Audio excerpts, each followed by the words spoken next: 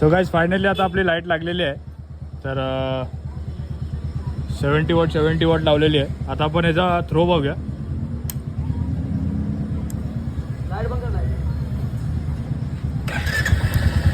ही आपली normal night आहे जी आपण ऑलरेडी लावलेली. ही तिचा विजन आहे आणि 70 वॉटचे त्याचा मी लाईट टाकतो.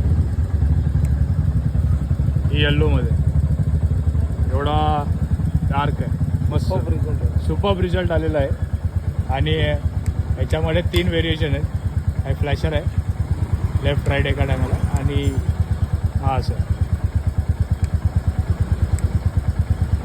येल्लो कॅप लावल्यामुळे येल्लो दिसते.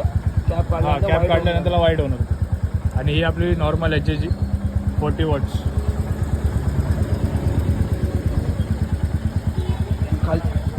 खालची चालू